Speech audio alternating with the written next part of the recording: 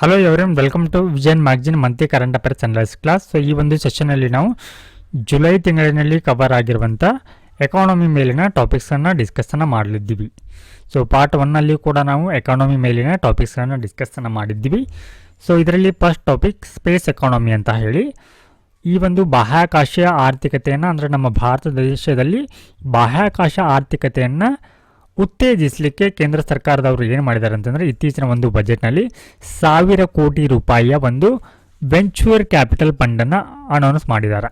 Venture capital fund ಅಂತ ಹೇಳಿ.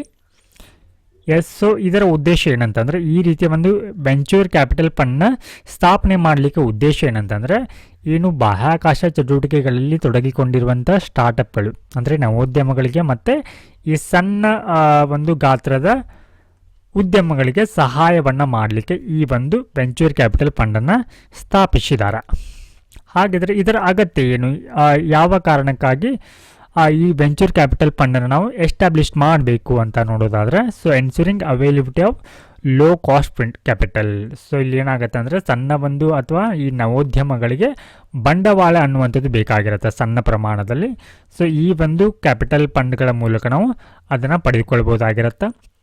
ಹಾಗೆ increasing India's share in global commercial space economy to 10% by 2030 and currently it stands at 2%. ಅಂದರೆ ಒಟ್ಟಾರೆ ಈ ಜಾಗತಿಕ ಒಂದು ವಾಣಿಜ್ಯ ಬಾಹ್ಯಾಕಾಶ ಆರ್ಥಿಕತೆಗೆ ಭಾರತದ ಕೊಡುಗೆಯನ್ನು ಸದ್ಯದಲ್ಲಿ ಇರುವಂಥ 2%ನಿಂದ 2030ರ ವೇಳೆಗೆ 10% ಏರಿಕೆಯ ಆ ಒಂದು ಗುರಿಯನ್ನು ಹಾಕಿಕೊಳ್ಳಲಾಗಿದೆ. ಹೀಗಾಗಿ ಈ ವೆಂಚೂರ್ ಕ್ಯಾಪಿಟಲ್ ಫಂಡ್ ಅನ್ನುವಂಥದ್ದು ಅಗತ್ಯವಿದೆ. ಹಾಗೆ space sector is capital intensive domain.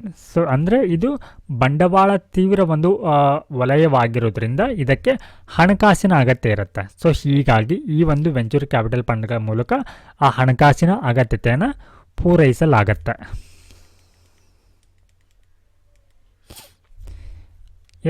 ಹಾಗಿದ್ರೆ ಈ ಒಂದು ಬಾಹ್ಯಾಕಾಶ ಕ್ಷೇತ್ರದಲ್ಲಿ ಈ ಖಾಸಗಿ ವಲಯಗಳ ಮತ್ತು ಈ ನವೋದ್ಯಮಗಳನ್ನು ಪ್ರಮೋಟ್ ಮಾಡುವಂಥ ಅಗತ್ಯತೆ ಏನಿದೆ ಅಂತ ನೋಡೋಣ.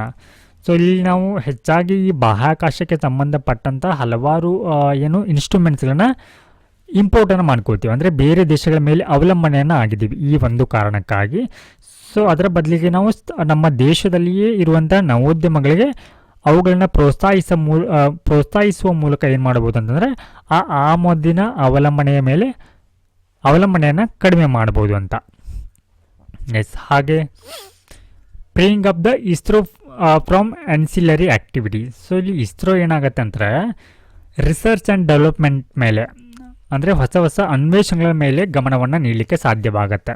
ಸೊ ಇನ್ ಕೇಸ್ ಏನಾದರೂ ಇಸ್ರೋನಲ್ಲಿ ನೇರವಾಗಿ ಈ ಒಂದು ಸ್ಪೇಸ್ಗೆ ಬೇಕಾಗಿರುವಂಥ ಇನ್ಸ್ಟ್ರೂಮೆಂಟ್ಗಳ ಮೇಲೆ ಡೆವಲಪ್ಮೆಂಟ್ ಮೇಲೆ ಅಥವಾ ಮ್ಯಾನುಫ್ಯಾಕ್ಚರ್ ಮೇಲೆ ಗಮನವನ್ನು ನೀಡ್ತಾ ಹೋದರೆ ಅದು ತನ್ನ ರಿಸರ್ಚ್ ಆ್ಯಂಡ್ ಡೆವಲಪ್ಮೆಂಟ್ ಮೇಲೆ ಗಮನವನ್ನು ನೀಡಲಿಕ್ಕೆ ಆಗೋದಿಲ್ಲ. ಸೊ ಅದರ ಬದಲಿಗೆ ಅದು ಪ್ರೈವೇಟ್ ಸೆಕ್ಟರ್ಗಳಿಗೆ ಈ ಒಂದು ಹೊಣೆಗಾರಿಕೆಯನ್ನು ನೀಡುವ ಮೂಲಕ ಸೊ ಇಸ್ರೋ ಏನು ಮಾಡ್ಬೋದು, ರಿಸರ್ಚ್ ಆ್ಯಂಡ್ ಡೆವಲಪ್ಮೆಂಟ್ ಮೇಲೆ ಗಮನವನ್ನು ನೀಡ್ಬೋದಾಗತ್ತೆ. ಹಾಗೆ shift from supply driven model to demand driven model ಅಂತ.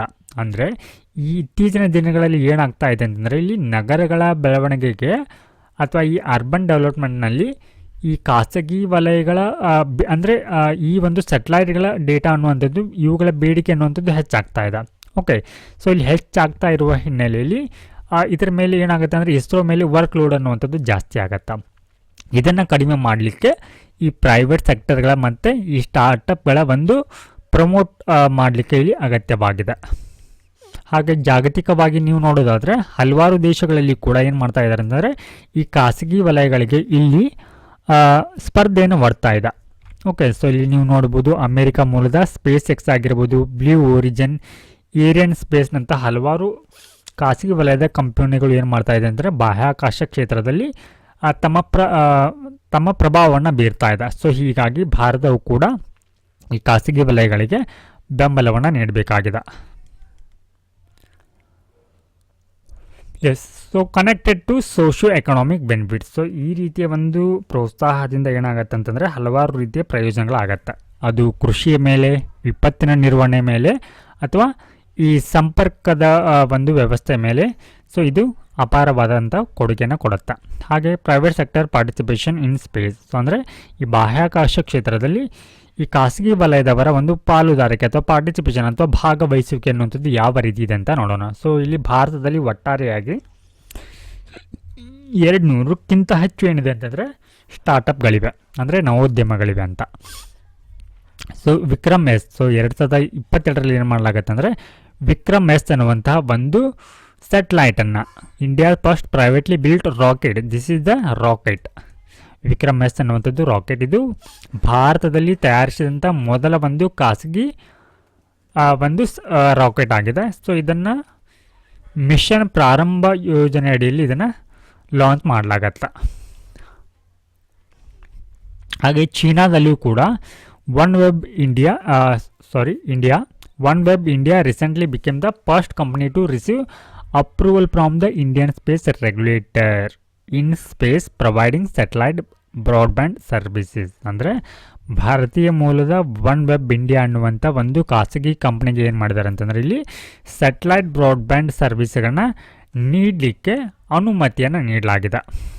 ಹಾಗಿದ್ರೆ ಈ ಒಂದು ಸ್ಪೇಸ್ ಸೆಕ್ಟರ್ನಲ್ಲಿ ಅಥವಾ ಬಾಹ್ಯಾಕಾಶ ವಲಯದಲ್ಲಿ ಈ ನವೋದ್ಯಮಗಳನ್ನು ಮತ್ತು ಈ ಖಾಸಗಿ ವಲಯಗಳ ಭಾಗವಹಿಸುವಿಕೆಯನ್ನು ಪ್ರಮೋಟ್ ಮಾಡುವಂಥ ಇದರಲ್ಲಿ ಏನೆಲ್ಲ ಸವಾಲುಗಳು ಎದುರಾಗ್ತಾ ಇದೆ ಅಂತ ನೋಡೋಣ. So first one, regulation issues, ಅಂದರೆ ನಿಯಂತ್ರಣದ ಒಂದು ಸಮಸ್ಯೆಗಳು. ಅಂದರೆ ಇದಕ್ಕೆ ಇವುಗಳನ್ನ ನಿಯಂತ್ರಣವನ್ನು ಮಾಡಲಿಕ್ಕೆ, ಅಂದರೆ ಬಾಹ್ಯಾಕಾಶ ಕ್ಷೇತ್ರದಲ್ಲಿ ಈ ನವೋದ್ಯಮಗಳನ್ನ ಅಂದರೆ ಸ್ಟಾರ್ಟಪ್ಗಳನ್ನ ಮತ್ತು ಖಾಸಗಿ ವಲಯದವರನ್ನ ರೆಗ್ಯುಲೇಟ್ ಮಾಡಲಿಕ್ಕೆ ಹಲವಾರು ಒಂದು ಸಂಸ್ಥೆಗಳಿವೆ. ಓಕೆ, ಸೊ ಇದರಲ್ಲಿ ಯಾರಿಂದ ಇದು ಒಪ್ಪಿಗೆಯನ್ನು ಪಡೆದುಕೊಳ್ಬೇಕಾಗತ್ತೆ ಅಂತಂದರೆ department of science, department of space, ISRO ಮತ್ತು ಆಂಟ್ರಿಕ್ ಕಾರ್ಪೊರೇಷನ್, ಇವರಿಂದ ಇದು ಅನುಮತಿಯನ್ನು ಪಡೆದುಕೊಳ್ಬೇಕಾಗತ್ತೆ. ಹಾಗೆ ಇದಕ್ಕೆ ಇವುಗಳನ್ನ ರೆಗ್ಯುಲೇಟ್ ಮಾಡಲಿಕ್ಕೆ ಒಂದು ಸ್ವತಂತ್ರವಾದಂಥ ನಿಯಂತ್ರಕ ಸಂಸ್ಥೆ ಅನ್ನುವಂಥದ್ದು ಇಲ್ಲ. ಸೊ ಇದು ಒಂದು ಕಡೆ ಸಮಸ್ಯೆ. ಆದರೆ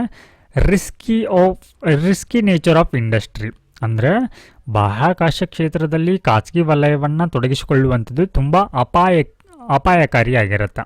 ಓಕೆ, ಸೊ ಅದು ಬೇರೆ ಬೇರೆ ಕಾರಣಗಳಿಗಾಗಿ ಆ ಡೇಟಾವನ್ನು ಕ್ಯಾಪ್ಚರ್ನ ಮಾಡಿಕೊಳ್ಳುವಂಥ ಸಾಧ್ಯತೆ ಇರೋದರಿಂದ.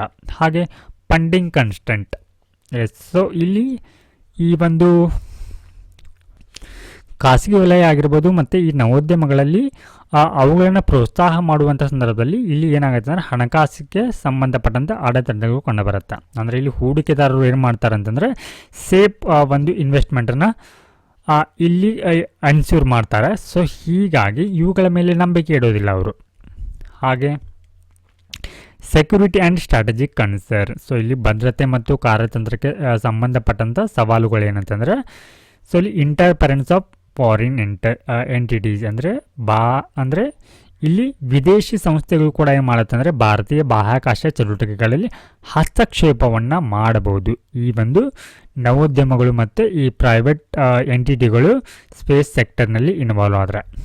ಎಸ್, ಹಾಗಿದ್ರೆ ಈ ಒಂದು ಸ್ಪೇಸ್ ಸೆಕ್ಟರನ್ನು, ಈ ಒಂದು ಖಾಸಗಿ ವಲಯದ ಒಂದು ಬಾಹ್ಯಾಕಾಶವನ್ನು ಉತ್ತೇಜಿಸಲಿಕ್ಕೆ ಭಾರತ ಏನೆಲ್ಲ ಒಂದು ಕ್ರಮಗಳನ್ನು ಕೈಗೊಂಡಿದೆ ಅಂತ ನೋಡೋಣ. ಸೊ ಇಲ್ಲಿ ಪ್ರಮುಖವಾದಂಥ ಆರ್ಗನೈಜೇಷನ್ಗಳು ಬರುತ್ತೆ. ಇನ್ ಸ್ಪೇಸ್ ಅಂತ ಹೇಳಿ. ಸೊ ಇದು ಒಂದು ಸ್ವಾಯತ್ತ ಸಂಸ್ಥೆಯಾಗಿದೆ, ಅಂದರೆ ಆಟೋನಮಸ್ ಏಜೆನ್ಸಿ ಆಗಿದೆ. ಸೊ ಇದು ಡಿಪಾರ್ಟ್ಮೆಂಟ್ ಆಫ್ ಸ್ಪೇಸ್ ಅಡಿಯಲ್ಲಿ ಬರುತ್ತೆ. ಹಾಗಿದ್ರೆ ಇದರ ಕರ್ತವ್ಯ ಏನಂತಂದರೆ ಇಲ್ಲಿ ಬಾಹ್ಯಾಕಾಶ ಚಟುವಟಿಕೆಗಳನ್ನು, ಅಂದರೆ ಇವಾಗ ರಾಕೆಟ್ ಲಾಂಚ್ ಮಾಡೋದಾಗಿರ್ಬೋದು ಅಥವಾ ಸ್ಯಾಟಲೈಟ್ ಲಾಂಚ್ ಮಾಡೋದಾಗಿರ್ಬೋದು ಅಥವಾ ಬ್ರಾಡ್ಬ್ಯಾಂಡ್ ಸರ್ವಿಸ್ಗಳನ್ನು ಇಲ್ಲೇನು ಮಾಡುತ್ತೆ ಅಂದರೆ ಮೇಲ್ವಿಚಾರಣೆಯನ್ನು ಮತ್ತು ಇಲ್ಲಿ ಪರಿವೀಕ್ಷಣೆಯನ್ನು ಅಥವಾ ಅವುಗಳಿಗೆ ಸಂಬಂಧಪಟ್ಟಂಥ ನಿರ್ದೇಶನವನ್ನು ಸೊ ಈ ಒಂದು ನಿಯಂತ್ರಕ ಸಂಸ್ಥೆ ಮಾಡುತ್ತೆ. ಹಾಗೆ ಆಂಟ್ರಿಕ್ಸ್ ಕಾರ್ಪೊರೇಷನ್ ಲಿಮಿಟೆಡ್ ಅಂತ ಬರುತ್ತೆ. ಸೊ ಇದು ಇಸ್ರೋದ ಒಂದು ವಾಣಿಜ್ಯಾತ್ಮಕ ಒಂದು ಸಂಸ್ಥೆಯಾಗಿದೆ ಅಥವಾ ಬಾಡಿ ಆಗಿದೆ. ಸೊ ಇದನ್ನು 1997ರಲ್ಲಿ ಸ್ಥಾಪನೆ ಮಾಡಲಾಗತ್ತೆ. Next new space India limited ಅಂತಾನು ಕೂಡ ಇದೆ. ಸೊ ಇದು ಕೂಡ ಇಸ್ರೋನ ಒಂದು ವಾಣಿಜ್ಯಾತ್ಮಕ ಚಟುವಟಿಕೆಗಳನ್ನ ನಿಯಂತ್ರಣವನ್ನು ಮಾಡುತ್ತೆ. ಹಾಗೆ ಹಲವಾರು ಉಪಕ್ರಮಗಳನ್ನು ಕೂಡ ಕೈಗೊಂಡಿದೆ. ಸೊ ಇಂಡಿಯನ್ ಸ್ಪೇಸ್ ಪಾಲಿಸಿ 2023 ಅಂತ ಬರುತ್ತೆ. ಇದು ಒಂದು ನಾನ್ ಗೌರ್ಮೆಂಟ್ ಎಂಟಿಟೀಸ್ ಆಗಿದೆ. ಹಾಗೆ enables end to end participation of non government entity, ಅಂದರೆ ಸರ್ಕಾರೇತರ ಒಂದು ಸಂಸ್ಥೆಗಳನ್ನು ಈ ಬಾಹ್ಯಾಕಾಶ ಚಟುವಟಿಕೆಗಳಲ್ಲಿ ತೊಡಗಿಕೊಳ್ಳಲಿಕ್ಕೆ ಇದು ಅಥವಾ ಪಾಲಿಸಿಗಳನ್ನು ರೂಪಿಸುತ್ತೆ. ಹಾಗೆ ಈ ಒಂದು ವಲಯದಲ್ಲಿ ಅಂದರೆ ಈ ಸ್ಪೇಸ್ ಸೆಕ್ಟರ್ಗಳಲ್ಲಿ ಖಾಸಗಿ ವಲಯದವರನ್ನು ಪ್ರಮೋಟ್ ಮಾಡಲಿಕ್ಕೆ ಇಲ್ಲಿ FDIಯನ್ನು ಕೂಡ ಅನುಮತಿಸಲಾಗಿದೆ. ಸೊ ಇಲ್ಲಿ 74% FDIನ ಈ ಉಪಗ್ರಹಗಳ ಒಂದು ಉತ್ಪಾದನೆಯಲ್ಲಿ, ಹಾಗೆ 49% FDIನ ಈ ಲಾಂಚ್ ವೆಹಿಕಲ್ ಅಂದರೆ ರಾಕೆಟ್ಗಳ ಒಂದು ಲಾಂಚನ್ನು ಮಾಡಲಿಕ್ಕೆ FDIನ ಅನುಮತಿಸಲಾಗಿದೆ. ಹಾಗೆ ಸ್ಪೇಸ್ ಟೆಕ್ ಇನ್ನೋವೇಷನ್ ನೆಟ್ವರ್ಕ್ ಅಂತ ಬರುತ್ತೆ. ಸೊ ಇದು ಒಂದು ಪಬ್ಲಿಕ್ ಪ್ರೈವೇಟ್ ಕೊಲಾಬ್ರೇಷನ್ ಆಗಿದೆ. ಹಾಗೆ ಟ್ಯಾಕ್ಸ್ ಬೆನಿಫಿಟ್ ಅಂದರೆ ಯಾರು ಇಲ್ಲಿ ಸ್ಯಾಟಲೈಟ್ಗಳನ್ನ ಅಥವಾ ಉಪಗ್ರಹಗಳನ್ನ ಉಡಾವಣೆ ಮಾಡ್ತಾರಲ್ವ ಅವರನ್ನು ಏನು ಮಾಡಲಾಗಿದೆ ಅಂದರೆ GST ಇಂದ ಅವರಿಗೆ ವಿನಾಯಿತಿಯನ್ನು ನೀಡಲಾಗಿದೆ. ಸೊ ವೇ ಫಾರ್ವರ್ಡ್ನಲ್ಲಿ ಅಂದರೆ ಈ ಒಂದು ಬಾಹ್ಯಾಕಾಶ ಕ್ಷೇತ್ರದಲ್ಲಿ ಖಾಸಗಿ ವಲಯದವರನ್ನು ಇಲ್ಲಿ ಪ್ರಮೋಟ್ ಮಾಡುವಲ್ಲಿ ಏನೆಲ್ಲ ಒಂದು ಸವಾಲುಗಳು ಎದುರಾಗ್ತಾ ಇದೆ ಅಲ್ವಾ, ಅದಕ್ಕೆ ವೇ ಫಾರ್ವರ್ಡ್ನಲ್ಲಿ ನಾವು ಯಾವ ರೀತಿ ಆನ್ಸರ್ನ ಬರೀಬೇಕಂತಂದರೆ ಎನಾಕ್ಟ್ ಸ್ಪೇಸ್ ಆ್ಯಕ್ಟಿವಿಟೀಸ್ ಆ್ಯಕ್ಟ್, ಅಂದರೆ ಈ ಒಂದು ಖಾಸಗಿ ವಲಯದವರ ಇಂದ ಆಗ್ತಾ ಇರುವಂಥ ಅಥವಾ ಆಗಬಹುದಾದಂತಹ ಒಂದಿಷ್ಟು ತೊಂದರೆಗಳನ್ನು ನಿವಾರಣೆ ಮಾಡಲಿಕ್ಕೆ ಇಲ್ಲಿ ಒಂದು ಸ್ಪಷ್ಟವಾದಂಥ ನೀತಿಗಳನ್ನ ತರಬೇಕಾಗಿದೆ. ಹಾಗೆ mapping of current value chain of the sub segment. So ಇಲ್ಲಿ ಪ್ರಸ್ತುತ ಭಾರತೀಯ ಬಾಹ್ಯಾಕಾಶ ವ್ಯವಸ್ಥೆಯಲ್ಲಿ ಟೆಕ್ನಾಲಜಿಗೆ ಸಂಬಂಧಪಟ್ಟಂತೆ ಅಥವಾ ಈ ಬಿಸ್ನೆಸ್ಗೆ ಸಂಬಂಧಪಟ್ಟಂತೆ ಅಥವಾ ಹೊಸ ಟ್ರೆಂಡ್ಗಳನ್ನ ಇಲ್ಲಿ ಅಳವಡಿಸಿಕೊಳ್ಳುವಂಥದ್ರಲ್ಲಿ ಏನೆಲ್ಲ ಒಂದು ಸವಾಲುಗಳಾಗ್ತಾ ಇದೆ ಅನ್ನುವಂಥದ್ದನ್ನು ಸೊ ಇಲ್ಲಿ ಮೊದಲು ಅವುಗಳ ಕುರಿತು ನಕ್ಷೆನ ಅಥವಾ ಮ್ಯಾಪಿಂಗನ್ನು ಮಾಡಬೇಕಾಗಿದೆ. ಹಾಗೆ ಕೆಪಾಸಿಟಿ ಬಿಲ್ಡಿಂಗ್, ಹಾಗೆ ಬಿಲ್ಡಿಂಗ್ ಸಿನರ್ಜಿ ಇನ್ ಈ ಒಂದು ಇನ್ ದಿಸ್ ಸೆಕ್ಟರ್ ಅಂದರೆ ಬಾಹ್ಯಾಕಾಶ ಕ್ಷೇತ್ರದಲ್ಲಿ ನಾವು ಪರಿಣಿತರನ್ನು ಅಥವಾ ಈ ಒಂದು ಸ್ಟಾರ್ಟಪ್ಗಳಿಗೆ ಇಲ್ಲಿ ಬೆಂಬಲವನ್ನು ನೀಡುವ ಮೂಲಕ ನಾವು ಏನು ಮಾಡ್ಬೋದು ಅಂದರೆ ಈ ಪ್ರಸ್ತುತ ಬಾಹ್ಯಾಕಾಶ ಕ್ಷೇತ್ರದಲ್ಲಿ ಇರುವಂಥ ಸಮಸ್ಯೆಗಳನ್ನು ನಿವಾರಣೆಯನ್ನು ಮಾಡ್ಬೋದಾಗಿದೆ.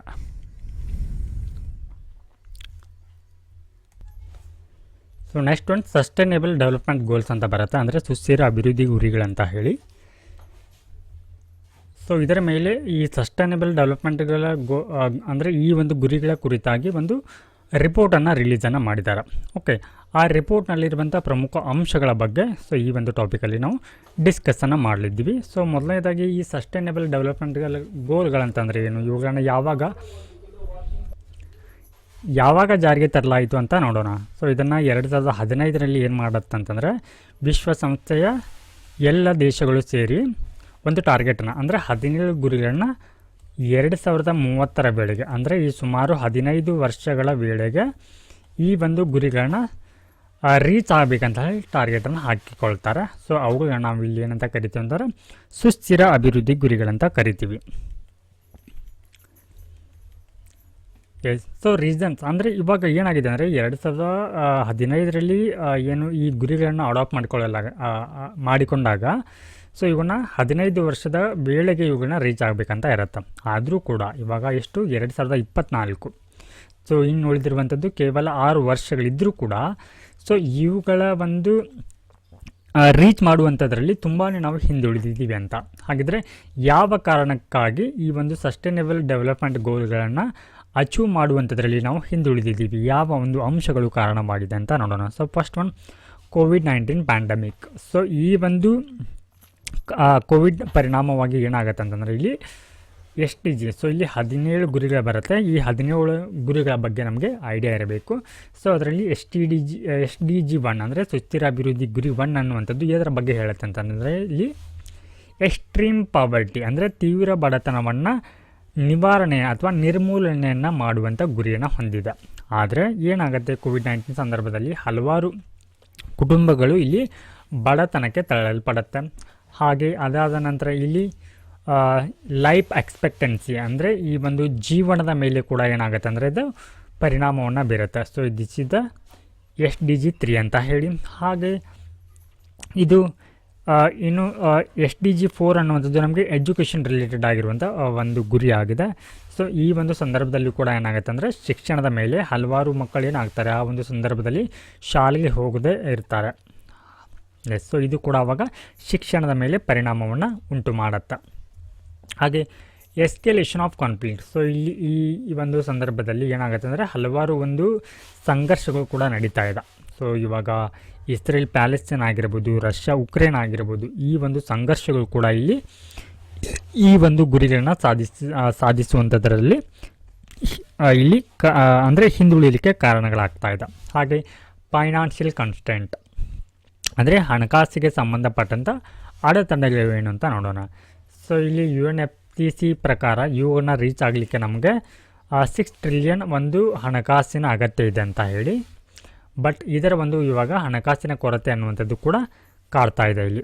ಹಾಗೆ ಹವಾಮಾನ ಬದಲಾವಣೆಗಳು ಕೂಡ ಈ ಗುರಿಗಳಲ್ಲಿ ನಾವು ಹಿಂದುಳಿಲಿಕ್ಕೆ ಕಾರಣವಾಗ್ತಾ ಇದೆ. ಅದರಲ್ಲಿ ಪ್ರಮುಖವಾಗಿ ಈ ಜೀವ ವೈವಿಧ್ಯತೆಯ ನಷ್ಟ, ಹಾಗೆ ಇಲ್ಲಿ ಪೊಲ್ಯೂಷನ್ ಅನ್ನುವಂಥದ್ದು ಅಂದರೆ ಮಾಲಿನ್ಯ ಅನ್ನುವಂಥದ್ದು, ಮತ್ತು ಈ ಡಿಸರ್ಟಿಫಿಕೇಷನ್ ಅನ್ನುವಂಥದ್ದು, ಮತ್ತು ಡಿಫಾರೆಸ್ಟೇಷನ್ ಅರಣ್ಯನಾಶ, ಮತ್ತು ಈ ಮರುಭೂಮೀಕರಣ ಅನ್ನುವಂಥದ್ದು ಇಲ್ಲಿ ಕಾರಣಗಳಾಗಿ ಕಂಡುಬರ್ತಾ ಇದೆ. ಹಾಗೆ ಹಲವಾರು ವಿಪತ್ತುಗಳು ಕೂಡ ಇಲ್ಲಿ ಕಾರಣವಾಗ್ತಾ ಇದೆ. ಮೇಜರ್ ಫ್ಲಡ್ಗಳ ಪ್ರವಾಹಗಳಾಗಿರ್ಬೋದು, ಬರಗಾಲಗಳಾಗಿರ್ಬೋದು, ಅಂದರೆ ಇಲ್ಲಿ ಕಾಳ್ಗೀಚುಗಳಾಗಿರ್ಬೋದು, ಅಥವಾ ಸೈಕ್ಲೋನ್ಗಳು ಕೂಡ ಇಲ್ಲಿ ಕಾರಣವಾಗಿ ಕಂಡುಬರ್ತಾ ಇದೆ. ಈ ಸುಸ್ಥಿರ ಅಭಿವೃದ್ಧಿ ಗುರಿಗಳನ್ನು ಸಾಧಿಸಲಿಕ್ಕೆ ಭಾರತದ ಸ್ಥಿತಿ ಏನಾಗಿದೆ ಇಲ್ಲಿಯವರೆಗೆ 2015ರಿಂದ ಇಲ್ಲಿಯವರೆಗೆ ಯಾವ್ಯಾವ ಒಂದು ಪ್ರಮಾಣದಲ್ಲಿ ಇದು ಈ ಒಂದು ಗುರಿಗಳನ್ನು ಅಚೀವ್ ಮಾಡಿದೆ ಅಂತ ನೋಡೋಣ. ಸೊ ಇಲ್ಲಿ SDG 3 ಅಂತ ಬರುತ್ತೆ. ಅಂದರೆ ಇದು ಮ್ಯಾಟರ್ನಲ್ ಮೋರ್ಟಾಲಿಟಿ ರೇಷಿಯೋ ಅಂತ, ಅಂದರೆ ತಾಯಿ ಮರಣ ಒಂದು ದರದ ಕುರಿತು ಇದು ಏನಾಗಿದೆ ಅಂದರೆ ಕಡಿಮೆ ಆಗ್ತಾ ಇದೆ ಅಂತ. ಅಂದರೆ ಈ ಗರ್ಭಿಣಿಯ ಒಂದು ಸಂದರ್ಭದಲ್ಲಿ ಏನು ವುಮನ್ ಡೆತ್ ಆಗ್ತಾರಲ್ವ ಅದರ ಒಂದು ಪ್ರಮಾಣ ಇಲ್ಲಿ ಕಡಿಮೆ ಆಗ್ತಾ ಇದೆ. ಸೊ ನೆಕ್ಸ್ಟ್ SDG 4 ಅನ್ನುವಂಥದ್ದು ಎಜುಕೇಷನ್ಗೆ ರಿಲೇಟೆಡ್ ಆಗಿರುವಂಥದ್ದು. ಸೊ ಇಲ್ಲಿ ಉನ್ನತ ಒಂದು ದ್ವಿತೀಯ ಶಿಕ್ಷಣದ ಒಂದು ದಾಖಲಾತಿಯಲ್ಲಿ ಇಲ್ಲಿ ಅಥವಾ ಹಾಜರಾತಿಯಲ್ಲಿ ಏನಾಗ್ತಾ ಇದೆ ಅಂತಂದರೆ ಇಲ್ಲಿ ಏರಿಕೆ ಅನ್ನುವಂಥದ್ದು ಕಂಡು ಬಂದಿದೆ. ಸೊ ಅಂದರೆ ಭಾರತ ಈ ಒಂದು ಗುರಿಗಳಲ್ಲಿ ಬೆಟರ್ ಪರ್ಫಾರ್ಮೆನ್ಸನ್ನು ತೋರಿಸ್ತಾ ಇದೆ ಅಂತ ಗೊತ್ತಾಗುತ್ತೆ. ಹಾಗೆ SDG 6 ಅಂತ ಬರುತ್ತೆ. ಸೊ ಇದು ನಮಗೆ ಯಾವುದರ ಕುರಿತಾಗಿ ಹೇಳುತ್ತಂತಂದರೆ ಇಲ್ಲಿ ಡ್ರಿಂಕಿಂಗ್ ವಾಟರ್ ಅಂದರೆ ಶುದ್ಧ ಕುಡಿಯುವ ನೀರಿನ ಬಗ್ಗೆ ಹೇಳುತ್ತೆ. ಸೊ ಇದರ ಪರ್ಸೆಂಟೇಜ್ ಕೂಡ ಏನಾಗ್ತಾ ಇದೆ ಅಂತಂದರೆ ಇಲ್ಲಿ ಇನ್ಕ್ರೀಸ್ ಆಗ್ತಾ ಇದೆ ಭಾರತದಲ್ಲಿ. ಹಾಗೆ SDG 7 ಅಂತ ಬರುತ್ತೆ. ಸೊ ಇದು ಯಾವುದರ ಬಗ್ಗೆ ಹೇಳುತ್ತೆ, ಇಲ್ಲಿ ರಿನ್ಯೂವೇಬಲ್ ಎನರ್ಜಿ ಬಗ್ಗೆ ಹೇಳುತ್ತೆ. ಸೊ ಅಂದರೆ ಇಲ್ಲಿ ಭಾರತದಲ್ಲಿ ನಾವು ಈ ಒಂದು ರಿನ್ಯೂವೇಬಲ್ ಎನರ್ಜಿನ ಇನ್ಸ್ಟಾಲ್ ಮಾಡಲಿಕ್ಕೆ ಕೂಡ ಹಲವಾರು ಪ್ರಯತ್ನಗಳನ್ನ ಮಾಡ್ತಾ ಇದ್ವಿ. ಸೊ ಇಲ್ಲಿ ಕೂಡ ಏನಾಗ್ತಾ ಇದೆ, ಇಲ್ಲಿ ಸ್ಥಿರವಾದಂಥ ಒಂದು ಸ್ಟಡಿ ಇನ್ಕ್ರೀಸ್ ಅನ್ನುವಂಥದ್ದು ಕಂಡು ಬರ್ತಾ ಇದೆ. ಹಾಗೆ SDG 9 ಅಂತ ಬರುತ್ತೆ. ಸೊ ಇದ್ಯಾವುದ್ರ ಬಗ್ಗೆ ಹೇಳುತ್ತೆ, ಪೇಷನ್ಸ್ ಅಂದರೆ ಹೆಲ್ತ್ ಬಗ್ಗೆ ಹೇಳುತ್ತೆ. ಸೊ ಇದು the number of patents, not health, this is the intellectual property rights ಅಂತ ಬರುತ್ತೆ. ಯಾರು ನೀವು ಇನ್ವೆನ್ಷನ್ ಮಾಡಿರ್ತಾರಲ್ವಾ, ಸೊ ಅದರ ಕುರಿತು. ಸೊ ಇಲ್ಲಿ ಪೇಟೆಂಟ್ಗಳನ್ನು ಪಡೆಯೋದ್ರ ಕುರಿತು, ಅಂದರೆ ಇಲ್ಲಿ ಪೇಟೆಂಟ್ಗಳ ಸಂಖ್ಯೆ ಜಾಸ್ತಿ ಆಗ್ತಾ ಇದೆ ಅಂತಂದರೆ ಇದರ ಅರ್ಥ ಇಲ್ಲಿ ಭಾರತದಲ್ಲಿ ಅನ್ವೇಷಣೆ ಅನ್ನುವಂಥದ್ದು ಅಥವಾ ರಿಸರ್ಚ್ ಅನ್ನುವಂಥದ್ದು ಹೆಚ್ಚಿಗೆ ಆಗ್ತಾ ಇದೆ ಅಂತ ಹೇಳಿ. ಎಸ್, ಹಾಗಿದ್ರೆ ಈ ಎಲ್ಲ ಗುರಿಗಳ ಒಂದು ಡೆವಲಪ್ಮೆಂಟ್ಗೆ ಅಥವಾ ಈ ಎಲ್ಲ ಗುರಿಗಳ ಒಂದು ಪ್ರಗತಿಗೆ ಏನೆಲ್ಲ ಅಂಶಗಳು ಕಾರಣವಾದವು ಅಂತ ನೋಡೋಣ. ಸೊ ಮೊದಲನೇದಾಗಿ ಇಲ್ಲಿ ಪ್ರಧಾನಮಂತ್ರಿ ಆವಾಸ ಯೋಜನೆ ಅಂತ ಹೇಳಿ ಬರುತ್ತಾ. ಎಸ್, ಸೊ ಈ ಒಂದು ಯೋಜನೆಯಲ್ಲಿ ಬಡವರಿಗೆ ಮನೆಗಳನ್ನು ನಿರ್ಮಾಣವನ್ನು ಮಾಡಲಾಗತ್ತೆ. ಹಾಗೆ ಉಜ್ವಲ ಅಂತ ಯೋಜನೆ ಬರುತ್ತೆ, ಇಲ್ಲಿ ಸಬ್ಸಿಡಿ ದರದಲ್ಲಿ ಸಿಲಿಂಡರ್ಗಳನ್ನು ನೀಡಲಾಗತ್ತೆ. ಹಾಗೆ ಸ್ವಚ್ಛ ಭಾರತ ಅಭಿಯಾನ ಅಂತ ಬರುತ್ತೆ. ಹಾಗೆ ಆಯುಷ್ಮಾನ ಭಾರತ ಯೋಜನೆ ಆಗಿರ್ಬೋದು, PM ಮುದ್ರಾ ಯೋಜನೆ ಅಡಿಯಲ್ಲಿ ಸಾಲ ಸೌಲಭ್ಯಗಳನ್ನು ನೀಡಲಾಗತ್ತೆ. ಸೊ ಈ ಎಲ್ಲ ಒಂದು ಇನಿಷಿಯೇಟಿವ್ಗಳು ಈ ಒಂದು SDGಗಳನ್ನು ಸಾಧಿಸಲಿಕ್ಕೆ ಸಹಾಯಕವಾಗಿರುವಂಥ ಅಂಶಗಳಾಗಿವೆ. ಎಸ್, ಸೊ ಇಲ್ಲಿ ಈ SDGಗಳನ್ನು ಅಚೀವ್ ಮಾಡುವಂಥದ್ರಲ್ಲಿ ಏನೆಲ್ಲ ಒಂದು ಕಾಳಜಿಗಳಿವೆ ಅಂತ ನೋಡೋಣ. So first one, amount of hazardous waste generated per capital increase. So ಇಲ್ಲಿ ಒಬ್ಬ ವ್ಯಕ್ತಿ ಇಲ್ಲಿ ಉತ್ಪಾದನೆ ಮಾಡುವಂಥ ತ್ಯಾಜ್ಯ ವಸ್ತುಗಳ ಒಂದು ಪ್ರಮಾಣ ಅನ್ನುವಂಥದ್ದು ಅಥವಾ ವಿಷಕಾರಿ ತ್ಯಾಜ್ಯಗಳ ಪ್ರಮಾಣ ಇಲ್ಲಿ ಏನಾಗ್ತಾ ಇದೆ, ಇಲ್ಲಿ ಇನ್ಕ್ರೀಸ್ ಆಗ್ತಾ ಇದೆ. ಸೊ ಇದೇನಾಗತ್ತೆ, ಅವಾಗ ಈ ರೀತಿ ಇನ್ಕ್ರೀಸ್ ಆದರೆ SDG ಗುರಿಯಾಗಿರುವಂಥ ಏನು ವಾಯು ಮಾಲಿನ್ಯವನ್ನು ಕಡಿಮೆ ಮಾಡುವುದರಲ್ಲಿ ಏನಾಗುತ್ತೆ ಅಂದರೆ ಇದು ಒಂದು ರೀತಿ ಅಡೆತಡೆಯಾಗಿ ಕಂಡುಬರುತ್ತೆ. ಸೊ ಇದಕ್ಕೆ ವೇ ಫಾರ್ವರ್ಡ್ನಲ್ಲಿ ನಾವು ಏನು ಅಲ್ಲಿ ಸವಾಲುಗಳು ಎದುರಾಗ್ತಾ ಇದೆ ಅಲ್ವಾ, ಅದಕ್ಕೆ ನಾವಿಲ್ಲಿ ವೇ ಫಾರ್ವರ್ಡ್ನಲ್ಲಿ ಸೊಲ್ಯೂಷನ್ ರೀತಿ ಬರೀಬೇಕಾಗತ್ತೆ. ಸೊ ಇಲ್ಲಿ ಜಾಗತಿಕವಾಗಿ ಉಂಟಾಗ್ತಾ ಇರುವಂಥ ಕಾನ್ಫ್ಲಿಕ್ಟನ್ನು ಕಡಿಮೆ ಮಾಡಿ ಶಾಂತಿಯನ್ನು ಸ್ಥಾಪಿಸಬೇಕಾಗಿದೆ. ಹಾಗೆ ಏನು UNFCCC ಅವರು ಹೇಳಿರುವಂಥ $6 ಟ್ರಿಲಿಯನ್ ಬೇಕಲ್ವಾ, ಸೊ ಅದಕ್ಕೆ ನಾವಿಲ್ಲಿ ಹಣಕಾಸನ್ನು ಕೂಡಿಸಬೇಕಾಗಿದೆ ಅಥವಾ ಒಟ್ಟುಗೂಡಿಸಬೇಕಾಗಿದೆ. ಹಾಗೆ ಹವಾಮಾನ ಬದಲಾವಣೆಗಳಿಂದ ಯಾವ ರೀತಿಯಲ್ಲಿ ಪರಿಣಾಮಗಳಾಗ್ತಾ ಇದೆ ಅಲ್ವಾ, ಅದನ್ನು ರೆಡ್ಯೂಸ್ ಮಾಡಬೇಕಾಗಿದೆ. ಈ ರೀತಿ ನಾವು ಹಲವಾರು ಒಂದು ಉಪಕ್ರಮಗಳ ಮೂಲಕ ಇಲ್ಲಿ ನಾವಿಲ್ಲಿ ಈ ಒಂದು SDG ಗುರಿಯನ್ನು ಅಚೀವ್ ಮಾಡ್ಬೋದಾಗಿರುತ್ತೆ. ಸೊ ನೆಕ್ಸ್ಟ್ ಒನ್ ಮೊಬಿಲಿಟಿ ಅಂತ ಬರುತ್ತೆ. ಏನಿದು ಮೊಬಿಲಿಟಿ ಅಂತಂದರೆ ಇಲ್ಲಿ ನಮ್ಮ ಸಾರಿಗೆ ವ್ಯವಸ್ಥೆಗಾಗಿ ಅಥವಾ ಪ್ರಯಾಣಕ್ಕಾಗಿ ನಾವು ಏನು ಮಾಡ್ತೀವಿ ಅಂತಂದರೆ ಇಲ್ಲಿ ಇಲೆಕ್ಟ್ರಿಕಲ್ ವೆಹಿಕಲ್ಗಳನ್ನು ಬಳಸಿಕೊಳ್ಳುವಂಥದ್ದನ್ನು ನಾವು ಮೊಬಿಲಿಟಿ ಅಂತ ಕರಿತೀವಿ. ಹಾಗಿದ್ರೆ ಈ ಎಲೆಕ್ಟ್ರಿಕಲ್ ವೆಹಿಕಲ್ಗಳ ಅಗತ್ಯತೆ ಏನು ಅಂತ ನೋಡೋಣ. ಸೊ ಇಲ್ಲಿ ಏನು ಮಾಡಿದ್ದಾರೆ ಅಂತಂದರೆ ಈ mobility research and development map for India ಅನ್ನುವಂಥ ಒಂದು ರಿಪೋರ್ಟನ್ನು ರಿಲೀಸ್ ಮಾಡಿದ್ದಾರೆ. ಸೊ ಇದರಲ್ಲಿ ಈ ಒಂದು ರಿಪೋರ್ಟ್ನಲ್ಲಿ ಪ್ರಸ್ತಾಪಿಸಲ್ಪಟ್ಟಿರುವಂಥ ರಿಸರ್ಚ್ ಆ್ಯಂಡ್ ಡೆವಲಪ್ಮೆಂಟ್ಗೆ ಸಂಬಂಧಪಟ್ಟಂಥ ಅಂಶಗಳ ಬಗ್ಗೆ ತಿಳ್ಕೊಳ್ಳೋಣ. ಎಸ್, ಸೊ ಇಲ್ಲಿ ಸ್ಪಿಯರ್ ಆ್ಯಂಡ್ ಮೇಜರ್ಸ್ ರಿಕ್ವೈರ್ಡ್ ಅಂದರೆ ಯಾವ ಒಂದು ವಲಯದಲ್ಲಿ ನಾವು ಏನೆಲ್ಲ ಒಂದು ಕ್ರಮಗಳನ್ನ ಕೈಗೊಳ್ಳಬೇಕಾಗಿದೆ ಅಂತ ನೋಡೋಣ. ಅಂದರೆ ಈ ಒಂದು ಮುಂಬರುವ ಒಂದು 5 ವರ್ಷಗಳಲ್ಲಿ ಭಾರತ ಈ ಎಲೆಕ್ಟ್ರಿಕಲ್ ವೆಹಿಕಲ್ಗಳಲ್ಲಿ ಆತ್ಮನಿರ್ಭರ ಅಂದರೆ ಇಲ್ಲಿ ಸೆಲ್ಫ್ ಸಸ್ಟೈನ್ ಅಥವಾ ಸೆಲ್ಫ್ ಸಫಿಷಿಯನ್ಸಿಯನ್ನು ಅಥವಾ ಈ ಒಂದು ವಲಯದಲ್ಲಿ ಸ್ವಾವಲಂಬನೆಯನ್ನು ಸಾಧಿಸಲಿಕ್ಕೆ ಏನೆಲ್ಲ ಒಂದು ಕ್ರಮಗಳನ್ನ ಕೈಗೊಳ್ಳಬೇಕಂತ ಹೇಳಿ ಈ ಒಂದು ರಿಪೋರ್ಟ್ನಲ್ಲಿ ತಿಳಿಸಿದ್ದಾರೆ. ಹಾಗಿದ್ರೆ ಇಲ್ಲಿ ಎನರ್ಜಿ ಸ್ಟೋರೇಜ್ ಸೆಲ್ಗೆ ಸಂಬಂಧಪಟ್ಟಂತೆ ಏನೆಲ್ಲ ಒಂದು ಕ್ರಮಗಳನ್ನ ಕೈಗೊಳ್ಳಬೇಕಂತಂದರೆ ಇಲ್ಲಿ ಫೈಂಡಿಂಗ್ ಮೋರ್ ಲಿಥಿಯಂ ರಿಸರ್ವ್ಸ್ ಅಂದರೆ ಇಲ್ಲಿ ಈ ಒಂದು ಎನರ್ಜಿ ಸ್ಟೋರೇಜನ್ನು ಮಾಡಲಿಕ್ಕೆ ಇಲ್ಲಿ ಲಿಥಿಯಂ ಅಯಾನ್ ಬ್ಯಾಟ್ರಿಗಳು ಬೇಕಾಗತ್ತೆ. ಓಕೆ, ಸೊ ಹೀಗಾಗಿ ಭಾರತದಲ್ಲಿಯೇ ಈ ಒಂದು ನಿಕ್ಷೇಪಗಳನ್ನ ನಾವಿಲ್ಲಿ ಗುರುತಿಸಬೇಕಾಗಿದೆ. ನೆಕ್ಸ್ಟ್ ಇಲ್ಲಿ EV ಅಗ್ರಿಗೇಟರ್ಸ್ ಅಂತ ಬರುತ್ತೆ.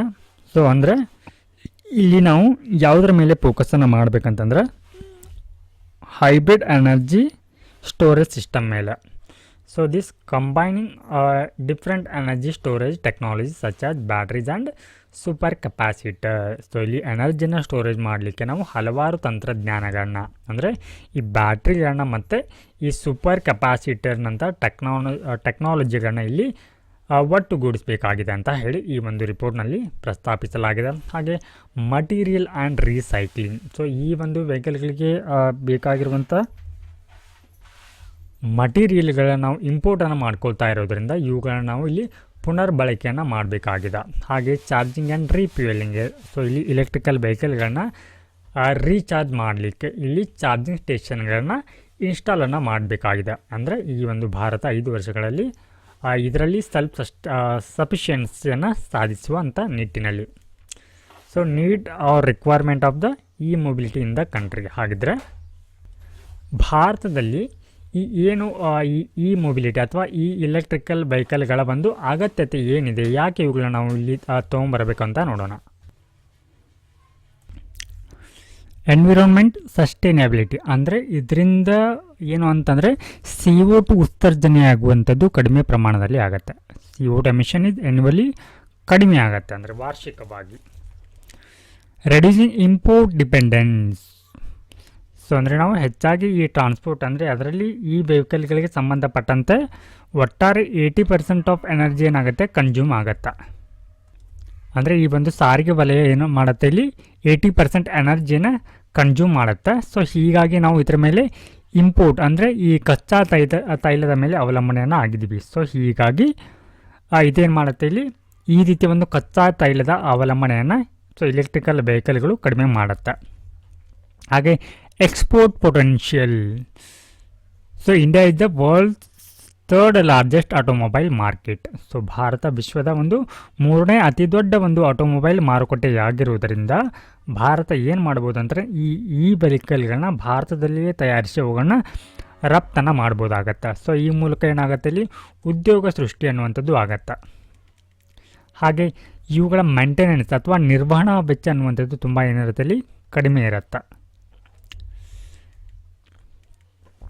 ಸೊ ಇವಾಗ ಈ ಇಲೆಕ್ಟ್ರಿಕಲ್ ಏನು ಇವಾಗ ಸಾಂಪ್ರದಾಯಿಕವಾಗಿರುವಂಥ ಅಥವಾ ಕನ್ವೆನ್ಷನಲ್ ಏನು ಸಾರಿಗೆ ಇದೆ ಅಲ್ವಾ, ಸೊ ಇದರಿಂದ ನಾವು ಈ ಮೊಬಿಲಿಟಿಗೆ ಕನ್ವರ್ಟ್ ಆಗುವಂಥದ್ರಲ್ಲಿ ಏನೆಲ್ಲ ಒಂದು ಎದುರಾಗತ್ತೆ ಅಂತ ನೋಡೋಣ. So first one higher cost. So ಈ ವೆಹಿಕಲ್ಗಳ ಒಂದು ಕಾಸ್ಟ್ ಏನಿರುತ್ತೆ ಅಂದರೆ ಕಂಪೇರ್ ಟು ಅಂದರೆ ಇವಾಗ ಕನ್ವೆನ್ಷನಲ್ ಒಂದು ವೆಹಿಕಲ್ಗಳಲ್ಲಿ ನಾವೇನು ಬಳಸ್ತೀವಿ ಇಂಟರ್ನಲ್ ಕಂಬಷನ್ ಎಂಜಿನ್ ಬಳಸ್ತೀವಲ್ವಾ.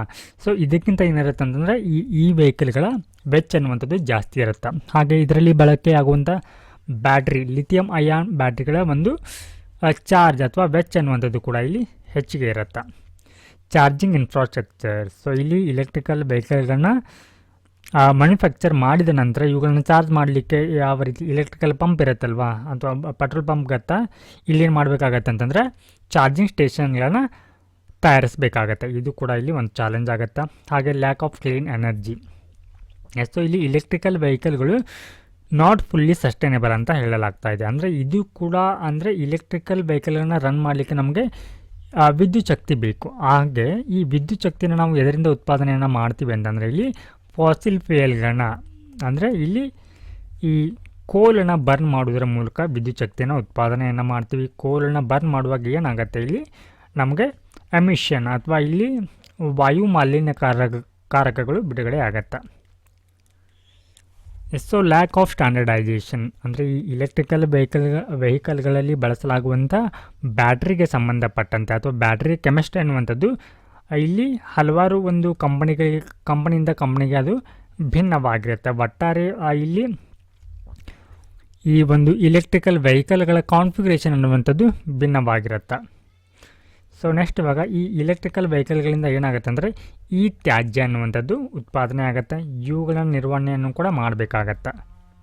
ಸೊ ಇವುಗಳಲ್ಲಿ ಒಟ್ಟಾರೆಯಾಗಿ 90% ಏನಿರೋದಲ್ವಾ ಬ್ಯಾಟ್ರಿಗಳನ್ನ used batteries are either processed by organised industry or end land fills and garbage dumps. So ಇವುಗಳಲ್ಲಿ ಬಳಕೆಯಾಗಿರುವಂಥ 90% ಒಂದು ಬ್ಯಾಟ್ರಿಗಳನ್ನ ಏನು ಮಾಡಲಾಗತ್ತೆ ಅಂದರೆ ಅಂದು ಒಂದು ಸಲ ಡೆಡ್ ಆದ ನಂತರ ಅವುಗಳನ್ನ ಸಂಸ್ಕರಣೆ ಅಥವಾ ಪ್ರೊಸೆಸ್ ಯಾರು ಮಾಡ್ತಾರೆ ಅಂತಂದರೆ ಇಲ್ಲಿ ಅನ್ಆರ್ಗನೈಸ್ಡ್ ಇಂಡಸ್ಟ್ರಿ ಅಥವಾ ಅವುಗಳನ್ನ ಏನು ಮಾಡಲಾಗತ್ತೆ ಇಲ್ಲಿ ಆ ಭೂಮಿಯಲ್ಲಿ ಅವುಗಳನ್ನ ವಿಲೇವಾರಿ ಮಾಡಲಾಗತ್ತೆ ಅಥವಾ ಅವುಗಳನ್ನ ಚರಂಡಿಗೆ ಅವುಗಳನ್ನ ಡಂಪ್ ಮಾಡಲಾಗತ್ತೆ.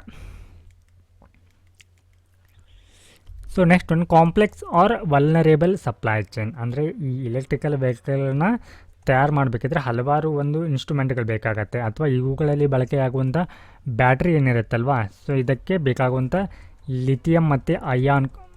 ಓಕೆ, ಸೊ ಈ ಒಂದು ಮಿನರಲ್ಸ್ಗಳನ್ನ ಅಥವಾ ಎಲಿಮೆಂಟ್ಸ್ಗಳನ್ನ ನಾವು ಇಂಪೋರ್ಟ್ ಮೇಲೆ ಡಿಪೆಂಡೆಂಟ್ ಆಗಿದ್ದೀವಿ.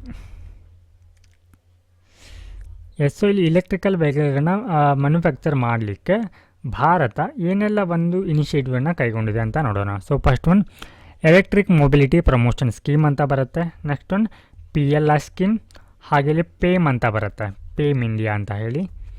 ಹಾಗೆ ಇಲ್ಲಿ ಚಾರ್ಜಿಂಗ್ ಇನ್ಫ್ರಾಸ್ಟ್ರಕ್ಚರ್ನ ಕೂಡ ಇಲ್ಲಿ ಪ್ರಮೋಟ್ ಮಾಡಲಾಗ್ತಾ ಇದೆ. ಹಾಗೆ ಇಲ್ಲಿ ಹಲವಾರು ರಾಜ್ಯಗಳು ಕೂಡ ಎಲೆಕ್ಟ್ರಿಕಲ್ ವೆಹಿಕಲ್ಗಳನ್ನ ಪ್ರಮೋಟ್ ಮಾಡುವಂಥಲ್ಲಿ ಹಲವಾರು ಒಂದು ಕ್ರಮಗಳನ್ನ ಕೂಡ ಕೈಗೊಂಡಿದೆ.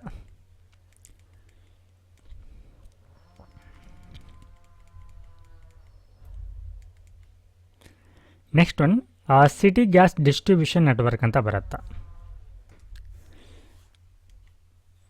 ಏನಿದು ಸಿಟಿ ಗ್ಯಾಸ್ ಡಿಸ್ಟ್ರಿಬ್ಯೂಷನ್ ನೆಟ್ವರ್ಕ್ ಅಂತ ನೋಡೋಣ. Pipeline network CGD network is on inter connected system of underground natural gas pipelines for supplying piped natural gas and compressed natural gas. So ಅಂದರೆ ಇಲ್ಲಿ ಈ ಭೂಗತ ಒಂದು ಪೈಪ್ಗಳ ಮೂಲಕ ಏನು ಮಾಡಲಾಗುತ್ತೆ ಅಂತಂದರೆ ಈ ನಗರಗಳ ಮನೆಗಳಿಗೆ ಇಲ್ಲಿ CNG ಅಂತಂದರೆ ಕಾಂಪ್ರೆಸ್ಡ್ ನ್ಯಾಚುರಲ್ ಗ್ಯಾಸ್ ಮತ್ತು ಈ ಪೈಪ್ ನ್ಯಾಚುರಲ್ ಗ್ಯಾಸನ್ನು ಪೂರೈಕೆ ಮಾಡುವಂಥ ಒಂದು ಯೋಜನೆಯಾಗಿದೆ. ಸೊ ಇಲ್ಲಿ ನ್ಯಾಚುರಲ್ ಗ್ಯಾಸ್ ಅನ್ನುವಂಥದ್ದು ಏನಿರುತ್ತೆ ಅಂದರೆ ಒಂದು ಶುದ್ಧ ಶಕ್ತಿಯ ಒಂದು ಇಂಧನವಾಗಿ ಕಂಡುಬರುತ್ತೆ. ಹಾಗೆ ಇದರಲ್ಲಿ ಯಾವೆಲ್ಲ ಒಂದು ಅಂಶಗಳು ಕಂಡುಬರುತ್ತೆ ಅಂದರೆ ಮಿಥೇನ್ CH4 ಮತ್ತು small percentage of other higher hydrocarbon ಕೂಡ ಸೊ ಈ ಒಂದು ನ್ಯಾಚುರಲ್ ಗ್ಯಾಸ್ನಲ್ಲಿ ಕಂಡುಬರುತ್ತೆ.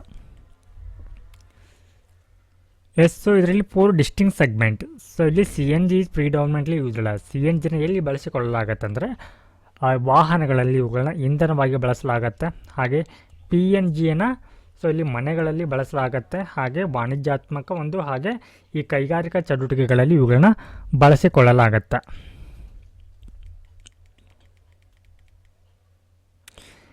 ಸೊ ಈ ಸಿಟಿ ಗ್ಯಾಸ್ ನೆಟ್ವರ್ಕ್ ಡಿಸ್ಟ್ರಿಬ್ಯೂಷನಲ್ಲಿ ಹಲವಾರು ಒಂದು ಟೆಕ್ನಾಲಜಿಗಳನ್ನ ಮುಂದುವರೆದಂಥ ಒಂದು ಟೆಕ್ನಾಲಜಿಗಳನ್ನ ಇದರಲ್ಲಿ ಅಳವಡಿಸಿಕೊಳ್ಳಲಾಗಿದೆ. ಸೊ ಸೊ ಏನು ಅಂತ ನೋಡೋಣ. ಇಲ್ಲಿ ಸ್ಕಾಲರ್ ಟೆಕ್ನಾಲಜಿ ಅಂತ ಬರುತ್ತೆ. ಸೊ ಇದೇನು ಮಾಡುತ್ತೆ ಅಂತಂದರೆ ಇನ್ ಕೇಸ್ ಏನಾದರೂ ಗ್ಯಾಸ್ ಲೀಕ್ ಆಗ್ತಾ ಇದ್ರೆ ಅವುಗಳನ್ನ ಏನು ಮಾಡುತ್ತೆ, ಅಥವಾ ಫ್ಲೇಮ್ ಡಿಟೆಕ್ಟರನ್ನು ಮಾಡುತ್ತೆ. ಸೊ ಹೀಗಾಗಿ ಇದು ಸೆಕ್ಯೂರಿಟಿಯಿಂದ ಇರಲಿಕ್ಕೆ ಅನುಕೂಲವಾಗುತ್ತೆ. ಸೊ ನೆಕ್ಸ್ಟ್ ಇಲ್ಲಿ GIS ಮ್ಯಾಪಿಂಗ್. ಸೊ ಅಂದರೆ ಇಲ್ಲಿ ಭೂಗತವಾಗಿರುವಂಥ ಗ್ಯಾಸ್ ಪೈಪ್ಲೈನ್ಗಳು ಏನಾದರೂ ತೊಂದರೆಗಳಾಗಿದ್ದರೆ ಅದನ್ನು ಐಡೆಂಟಿಫೈ ಮಾಡುತ್ತೆ. ಸ್ಮಾರ್ಟ್ ಮೀಟರ್ಗಳಂತ ಬರುತ್ತೆ. ಸೊ ಅಂದರೆ ಎಷ್ಟು ಪ್ರಮಾಣದ ಇಲ್ಲಿ ಲೀಕ್ ಆಗ್ತಾ ಇದೆ, ಲೀಕ್ ಡಿಟೆಕ್ಷನ್ ಮಾಡುತ್ತೆ. ಹಾಗೆ ಬಿಲ್ಲಿಂಗ್ ಮಾಡುವಾಗ ಅಂದರೆ ಎಷ್ಟು ಪ್ರಮಾಣದ ಗ್ಯಾಸನ್ನು ಬಳಸಿದ್ರೆ ಅನ್ನುವಂಥದ್ದನ್ನು ಸೊ ಈ ಸ್ಮಾರ್ಟ್ ಮೀಟರ್ಗಳು ಇಲ್ಲಿ ರೆಕಾರ್ಡನ್ನು ಮಾಡುತ್ತೆ. ನೆಕ್ಸ್ಟ್ ಇಲ್ಲಿ ಇಂಟೆಲಿಜೆಂಟ್ ಪಿಗ್ಗಿಂಗ್ಸ್ ಅಂತ ಬರುತ್ತೆ. ಸೊ ಅಂದರೆ ಭೂಗತವಾಗಿರುವಂಥ ಪೈಪ್ಗಳು ಏನಾದರೂ ಇಲ್ಲಿ ಕರೋಜನ್ಗೆ ಆಗಿದ್ರೆ ಅಥವಾ ಅಲ್ಲಿ ತುಕ್ಕು ಹಿಡಿದಿದ್ರೆ ಅಥವಾ ಏನಾದರೂ ಮೆಟಲ್ ಲಾಸ್ ಆಗಿದ್ರೆ ಅವುಗಳನ್ನ ಇಲ್ಲಿ ಐಡೆಂಟಿಫೈ ಮಾಡುತ್ತೆ.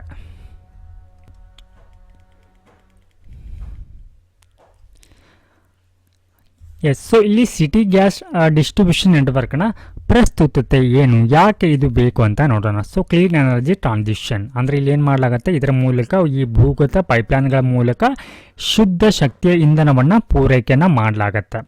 ಸೊ ಇಲ್ಲಿ ಇಂಡಿಯಾ ಕೂಡ ಕೆಲವೊಂದು ಟಾರ್ಗೆಟ್ಸನ್ನು ಹಾಕ್ಕೊಂಡಿರುತ್ತೆ. ಅದಕ್ಕೆ ಪೂರಕವಾಗಿ ಈ ಒಂದು ನೆಟ್ವರ್ಕ್ ಇಲ್ಲಿ ಕೆಲಸವನ್ನು ಮಾಡುತ್ತೆ. ಅಂದರೆ 2070 ವೇಳೆಗೆ ನೆಟ್ ಜೀರೋ ಎಮಿಷನ್ನ ಮಾಡಬೇಕಂತ ಟಾರ್ಗೆಟನ್ನು ಹಾಕ್ಕೊಂಡಿದ್ದೀವಿ. ಸೊ ಈ ನಿಟ್ಟಿನಲ್ಲಿ ಇದು ಕೂಡ ಏನಾಗುತ್ತೆ, ಇಲ್ಲಿ ಕ್ಲೀನ್ ಎನರ್ಜಿ ಆಗೋದ್ರಿಂದ ಸೊ ಈ ಒಂದು ಟಾರ್ಗೆಟಿಗೆ ಇದು ಹೆಲ್ಪ್ ಆಗುತ್ತೆ. ಹಾಗೆ ಇಲ್ಲಿ ಬೈ 45% ಅಂದರೆ ರೆಡ್ಯೂಸಿಂಗ್ ಎಮಿಷನ್ ಇಂಟೆನ್ಸಿಟಿ ಅಂದರೆ ಈ ಉತ್ಸರ್ಜಕ ಏನು ವಾಯು ಮಾಲಿನ್ಯಕಾರಕಗಳ ಒಂದು ತೀವ್ರತೆಯನ್ನು ಕಡಿಮೆ ಮಾಡುವಂಥ ಉದ್ದೇಶವನ್ನು ಕೂಡ ಹೊಂದಿದ್ದೀವಿ ಅಂತ. ಎಸ್, ಸೊ ಹಾಗೆ natural gas as A transition fuel. So ಅಂದರೆ ಇದು natural gas serves as the bridge between traditional and renewable energy source in India. So ಇಲ್ಲಿ ಭಾರತದಲ್ಲಿ ಬಳಕೆ ಆಗ್ತಾ ಇರುವಂಥ ಸಾಂಪ್ರದಾಯಿಕ ಮತ್ತು ಈ ಒಂದು ರಿನ್ಯೂವೇಬಲ್ ಎನರ್ಜಿ ಸೋರ್ಸ್ಗಳ ನಡುವೆ ಒಂದು ರೀತಿ ಇದು ಸಂಪರ್ಕ ಸೇತುವೆಯಾಗಿ ಕೆಲಸವನ್ನು ಮಾಡುತ್ತೆ. ಹಾಗೆ ಇಕ್ವಿಟೇಬಲ್ ಎನರ್ಜಿ ಎಕ್ಸೆಸ್ ಅಂದರೆ ಇದು ಎಲ್ಲರಿಗೂ ಕೂಡ ಸಮ ಪ್ರಮಾಣದಲ್ಲಿ ಏನಾಗುತ್ತೆ ಅಂತಂದರೆ ನಗರಗಳಲ್ಲಿ ಇಂಧನ ಪೂರೈಕೆ ಅನ್ನುವಂಥದ್ದು ಆಗುತ್ತೆ. ಹಾಗೆ ಇದರ ಬಳಕೆ ದೃಷ್ಟಿಯಿಂದ ನೋಡೋದಾದರೆ ಇದು ತುಂಬಾ ಸುರಕ್ಷಿತವಾಗಿರುತ್ತೆ. ಸೊ ಇಲ್ಲಿ ಬೆನಿಫಿಟ್ಸ್ ಆಫ್ CNG. ಸೊ ಇಲ್ಲಿ 2 ಟೈಪ್ ಬರುತ್ತಲ್ವ, ಕಾಂಪ್ರೆಸ್ಡ್ ನ್ಯಾಚುರಲ್ ಗ್ಯಾಸ್ ಮತ್ತು ಈ ಪೈಪ್ಡ್ ನ್ಯಾಚುರಲ್ ಗ್ಯಾಸ್ ಅಂತ ಹೇಳಿ. ಸೊ ಇದರಲ್ಲಿ ಈ ಕಾಂಪ್ರೆಸ್ಡ್ ನ್ಯಾಚುರಲ್ ಗ್ಯಾಸ್ನ ಅನುಕೂಲಗಳೇನಂತಂದರೆ very low levels of emissions. So ಇದರಿಂದ ಕಡಿಮೆ ಪ್ರಮಾಣದ ವಾಯು ಮಾಲಿನ್ಯಕಾರಕಗಳು ಬಿಡುಗಡೆಯಾಗುತ್ತೆ. ಹಾಗೆ ಅನ್ಲೈಕ್ಲಿ ಟು ಇಗ್ನೈಟ್ ಅಂದರೆ ಇದು ಇಗ್ನೈಟ್ಗಿಂತ ಭಿನ್ನವಾಗಿ ಡ್ಯೂ ಟು ಹೈ ಇಗ್ನೈಷನ್ ಟೆಂಪ್ರೇಚರ್. ಅಂದರೆ ಈ ಒಂದು CNGಯನ್ನು ಬರ್ನ್ ಮಾಡಬೇಕಿದ್ರೆ ನಮಗೆ ಏನು ಬೇಕಾಗುತ್ತೆ, ಇಲ್ಲಿ ಕಡಿಮೆ ಪ್ರಮಾಣದ ಒಂದು ಟೆಂಪ್ರೇಚರ್ ಬೇಕಾಗತ್ತೆ. ಬಟ್ ಇಲ್ಲಿ ಇಗ್ನೈಟ್ಗೆ ಏನಾಗುತ್ತೆ, ಹೆಚ್ಚಿನ ಪ್ರಮಾಣದ ಟೆಂಪ್ರೇಚರ್ ಬೇಕಾಗತ್ತೆ. ಸೊ ನೆಕ್ಸ್ಟ್ ಇಲ್ಲಿ ಈ ಪೈಪ್ ನ್ಯಾಚುರಲ್ ಗ್ಯಾಸ್ನ ಬೆನಿಫಿಟ್ಸ್ ಏನು ಅಂತ ನೋಡೋಣ. ಎಸ್, ಸೊ ಇದನ್ನು ಬಳಕೆ ಮಾಡಲಿಕ್ಕೆ ಇದು ತುಂಬಾ ಅನುಕೂಲವಾಗಿರುತ್ತೆ. ಸೊ ಇದರಿಂದ ಯಾವುದೇ ರೀತಿಯ ಒಂದು ವೇಸ್ಟೇಜ್ ಕೂಡ ಆಗೋದಿಲ್ಲ. ಎಸ್, ಸೊ ಈ ಒಂದು CGD ಸೆಕ್ಟರ್ನಲ್ಲಿ ಏನೆಲ್ಲ ಒಂದು ಸವಾಲುಗಳು ಎದುರಾಗ್ತಾ ಇದೆ ಅಂತ ನೋಡೋಣ. So complex policy framework. Companies in CGD sector face challenge like navigating complex regulation, balancing innovation with safety norms. ಅಂದರೆ ಈ ಸುರಕ್ಷತೆಗೆ ಸಂಬಂಧಪಟ್ಟಂತೆ ಇಲ್ಲಿ ಕಂಪ್ನಿಗಳಲ್ಲಿ ಏನಿದೆ ಅಂತಂದರೆ ಒಂದು ಸಂಕೀರ್ಣ ಇಲ್ಲಿ ನಿಯಂತ್ರಕಗಳು ಅನ್ನುವಂಥದ್ದು ಕಂಡುಬರ್ತಾ ಇದೆ. ಹಾಗೆ ಇನ್ಫ್ರಾಸ್ಟ್ರಕ್ಚರ್ ಅಂದರೆ ಮೂಲ ಸೌಕರ್ಯಗಳು. ಸೊ ಇವುಗಳನ್ನ ಗ್ಯಾಸ್ ಪೈಪ್ಲೈನ್ ನಾವು ಇನ್ಸ್ಟಾಲ್ ಮಾಡಬೇಕಿದ್ರೆ ಇಲ್ಲಿ ಹಲವಾರು ಪ್ರಮಾಣದ ಟೆಕ್ನಾಲಜಿ ಅನ್ನುವಂಥದ್ದು ಬೇಕಾಗತ್ತೆ. ಸೊ ಇದಕ್ಕೆ ತಗುಲುವಂಥ ವೆಚ್ಚ ಕೂಡ ಇಲ್ಲಿ ಹೆಚ್ಚಿಗೆ ಇರುತ್ತೆ. ಸೊ ಹಾಗೆ ಈ ಲಿಕ್ವಿಡ್ ನ್ಯಾಚುರಲ್ ಗ್ಯಾಸ್ನ ನಾವು ಹೆಚ್ಚಾಗಿ ಅಂದರೆ 40%ನಷ್ಟು ಏನು ಮಾಡ್ತಾ ಇದ್ದೀವಿ ಅಂತಂದರೆ ಇಲ್ಲಿ ಇಂಪೋರ್ಟನ್ನು ಮಾಡ್ಕೊಳ್ತಾ ಇದ್ದೀವಿ. ಎಸ್, ಸೊ ಇಲ್ಲಿ ಈ ಒಂದು CGD ನೆಟ್ವರ್ಕನ್ನು ಪ್ರಮೋಟ್ ಮಾಡಲಿಕ್ಕೆ ಅಥವಾ ಉತ್ತೇಜಿಸಲಿಕ್ಕೆ ಸರ್ಕಾರ ಏನೆಲ್ಲ ಒಂದು ಕ್ರಮಗಳನ್ನು ಕೈಗೊಂಡಿದೆ ಅಂತಂದರೆ ಇಲ್ಲಿ market exclusivity to CGD companies.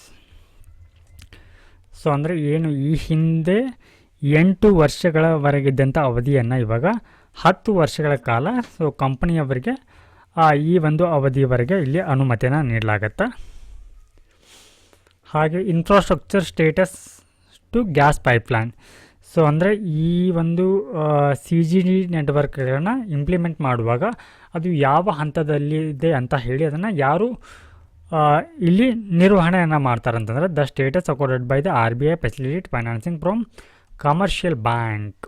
So ಇಲ್ಲಿ ಆರ್ ಬಿ ಐ ಏನು ಮಾಡುತ್ತೆ ಅಂತಂದರೆ ಈ ವಾಣಿಜ್ಯಾತ್ಮಕ ಬ್ಯಾಂಕ್ಗಳ ಮೂಲಕ ಈ ಒಂದು ಗ್ಯಾಸ್ ಪೈಪ್ಲೈನ್ಗೆ ಹಣಕಾಸು ಸೇವೆಯನ್ನು ನೀಡುತ್ತೆ.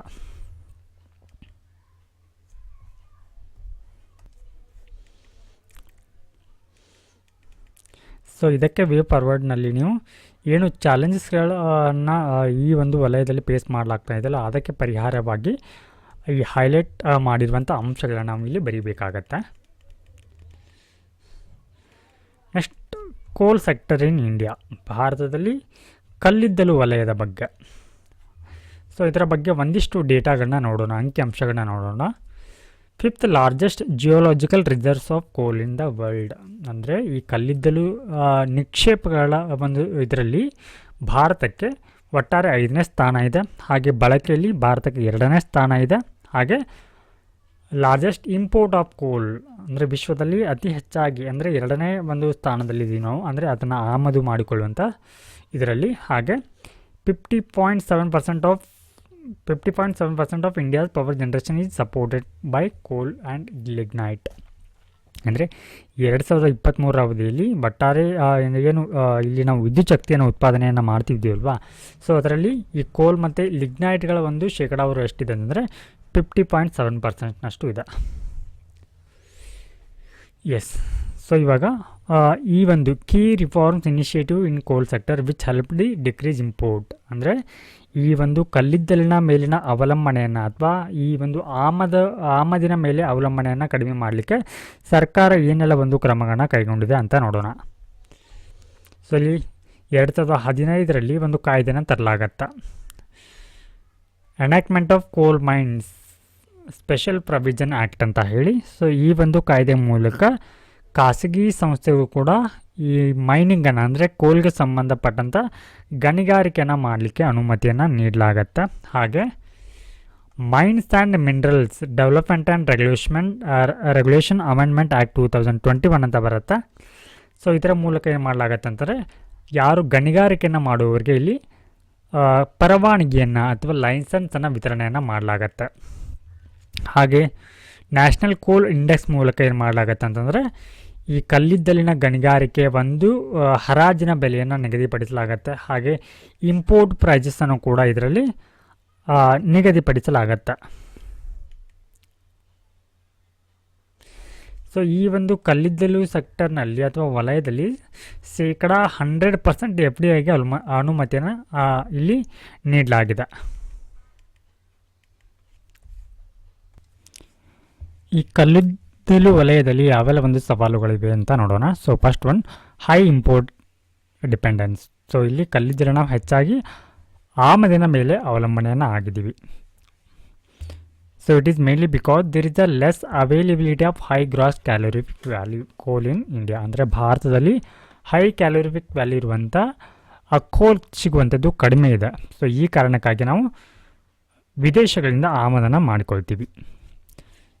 ಸೊ ಯಾವೆಲ್ಲ ಒಂದು ದೇಶಗಳಿಂದ ಇಲ್ಲಿ ನಾವು ಕಲ್ಲಿದ್ದಲನ್ನು ಆಮದನ್ನು ಮಾಡಿಕೊಳ್ತೀವಿ ಅಂತಂದರೆ ಆಸ್ಟ್ರೇಲಿಯಾ, ರಷ್ಯಾ, ಸೌತ್ ಆಫ್ರಿಕಾ ಮತ್ತು US ಅಮೆರಿಕದಿಂದ ಕಲ್ಲಿದ್ದಲನ್ನು ಆಮದನ್ನು ಮಾಡಿಕೊಳ್ತೀವಿ. Yes. Dominance of coal India limited. ಅಂದರೆ ಈ ಒಂದು ಕಲ್ಲಿದ್ದಲಿನ ಗಣಿಗಾರಿಕೆಯನ್ನು ಅಥವಾ ಅವುಗಳನ್ನು ಕಲ್ಲಿದ್ದಲನ್ನು ಉತ್ಪಾದನೆ ಮಾಡುವುದರ ಕುರಿತು ಹಾಗೆ ಅವುಗಳನ್ನು ಪೂರೈಕೆ ಮಾಡುವುದರ ಕುರಿತು ಹೆಚ್ಚಿನ ಒಂದು ಪ್ರಾಬಲ್ಯವನ್ನು ಸುಮಾರು 80% ಡಾಮಿನೆನ್ಸನ್ನು ಸೊ ಈ ಒಂದು ಕೋಲ್ ಇಂಡಿಯಾ ಲಿಮಿಟೆಡ್ ಅನ್ನುವಂಥ ಒಂದು ಸಂಸ್ಥೆ ಹೊಂದಿದೆ. ಇದು ಭಾರತೀಯ ಒಂದು ಅಂದರೆ ಇದು ಪಬ್ಲಿಕ್ ಸೆಕ್ಟರ್ ಆಗಿದೆ.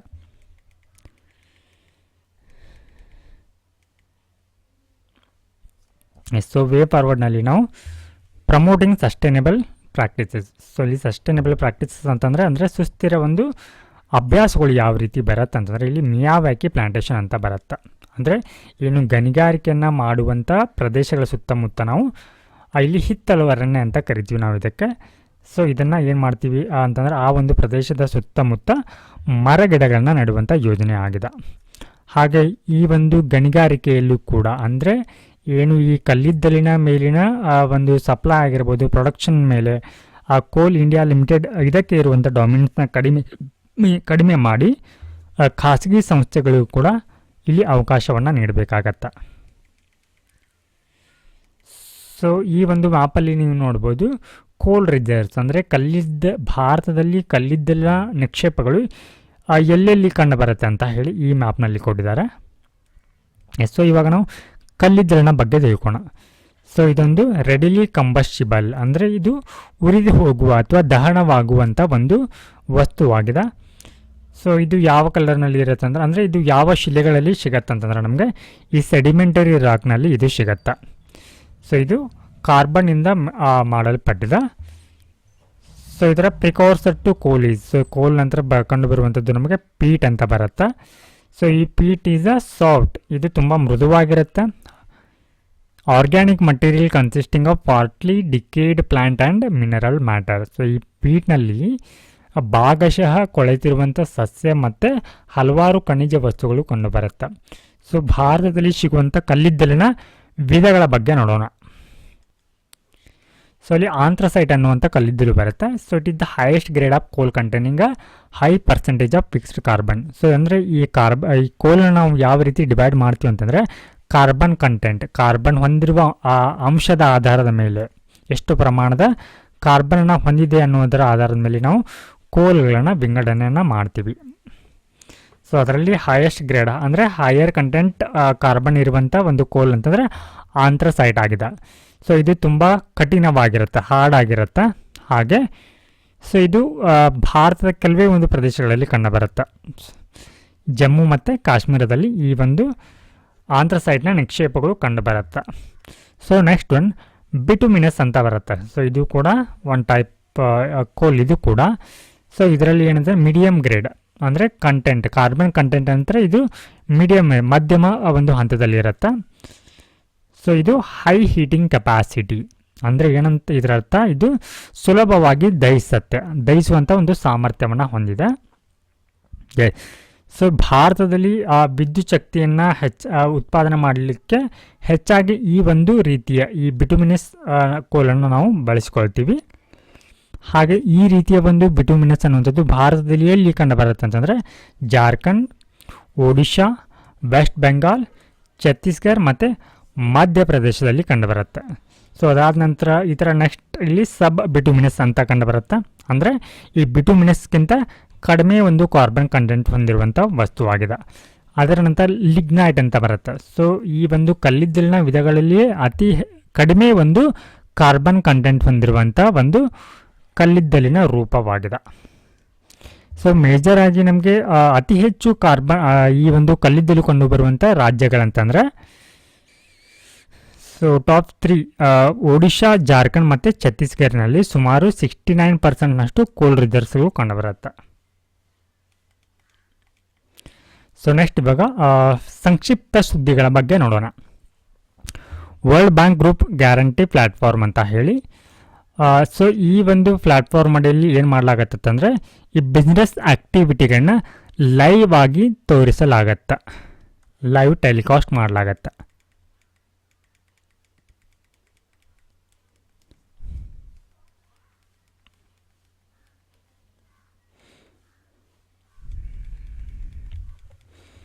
So next one sir currency swap arrangement ಅಂತ.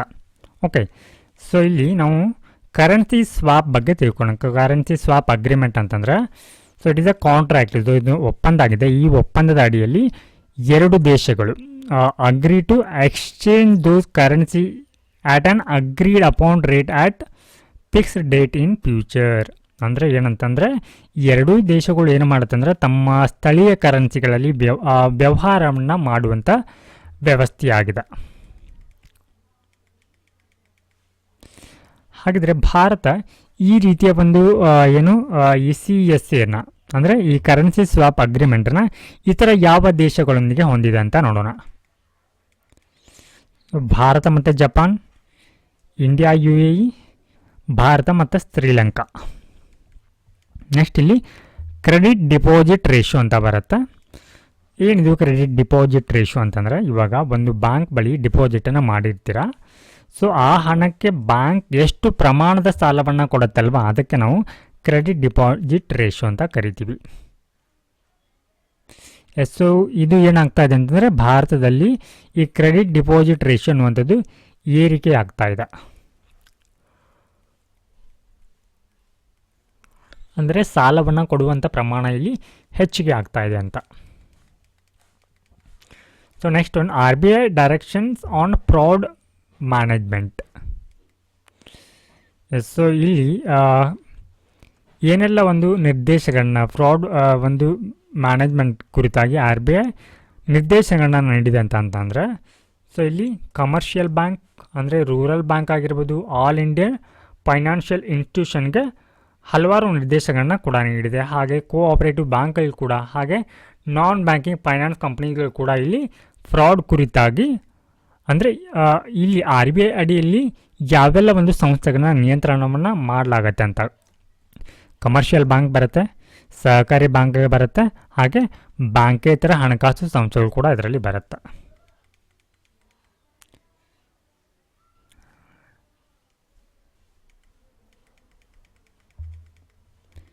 So next one ways and means advance scheme ಅಂತ ಬರುತ್ತೆ. ಓಕೆ, ಸೊ ಇಲ್ಲಿ ಎಕ್ಸಾಮ್ ಪರ್ಸ್ಪೆಕ್ಟಿವ್ನಲ್ಲಿ ನಾವು ವೇಜ್ ಆ್ಯಂಡ್ ಮೀನ್ಸ್ ಅಂತಂದರೆ ಏನು ಅಂತ ಅರ್ಥ ಮಾಡ್ಕೊಳ್ಳೋಣ. So ways and means advance ಅಂತ ಅಂದರೆ ಓಕೆ, ಸೊ ಯಾವಾಗ ಅಂದರೆ ರಾಜ್ಯಗಳಿಗೆ ಏನು ಮಾಡುತ್ತೆ ಅಂದರೆ ಇದರಲ್ಲಿ ಅಂದರೆ ಈ ಕೇಂದ್ರ ಸರ್ಕಾರ ಏನು ಮಾಡುತ್ತೆ ಅಂದರೆ, ಅಥವಾ RBI ಏನು ಮಾಡುತ್ತೆ ಅಂತಂದರೆ ಇಲ್ಲಿ ಸಾಲವನ್ನು ಕೊಡುತ್ತೆ. Okay, advance to state, so ಮುಂಗಡವಾಗಿ ನೀಡುವಂಥ ಹಣ ಇದು ಯಾರಿಗೆ ನೀಡುತ್ತೆ? RBI ರಾಜ್ಯಗಳಿಗೆ ನೀಡುತ್ತೆ ಅಥವಾ ಈ ಕೇಂದ್ರಾಡಳಿತ ಪ್ರದೇಶಕ್ಕೆ ನೀಡುತ್ತೆ. ಸೊ ಅಂದರೆ ಆ ಒಂದು ರಾಜ್ಯದ ಆರ್ಥಿಕ ಪರಿಸ್ಥಿತಿ ಚೆನ್ನಾಗಿಲ್ಲದೆ ಇದ್ದಾಗ ಅವಾಗ ಏನು ಮಾಡುತ್ತೆ ಅಂತಂದರೆ RBI ಇಲ್ಲಿ ಈ ಮುಂಗಡವಾಗಿ ಈ ಹಣವನ್ನು ನೀಡುತ್ತೆ. ಸೊ ಇದಕ್ಕೆ ನಾವು ಏನಂತ ಕರಿತೀವಿ, ಇಲ್ಲಿ ವೇಜ್ ಆ್ಯಂಡ್ ಮೀನ್ಸ್ ಅಡ್ವಾನ್ಸ್ ಅಂತ ಕರಿತೀವಿ. ಹಾಗಿದ್ರೆ ಯಾವ ಒಂದು ದರದಲ್ಲಿ ರಾಜ್ಯಗಳಿಗೆ ಅಥವಾ ಕೇಂದ್ರಾಡಳಿತ ಪ್ರದೇಶಗಳಿಗೆ RBI ಸಾಲವನ್ನು ನೀಡುತ್ತೆ ಅಂತಂದರೆ ರೆಪೋ ದರದಲ್ಲಿ. ಅಂದರೆ ರೆಪೋ ದರವನ್ನು ಯಾರು ಫಿಕ್ಸ್ ಮಾಡ್ತಾರೆ? ಇಲ್ಲಿ RBI ದವರೇ ಫಿಕ್ಸ್ ಮಾಡ್ತಾರೆ.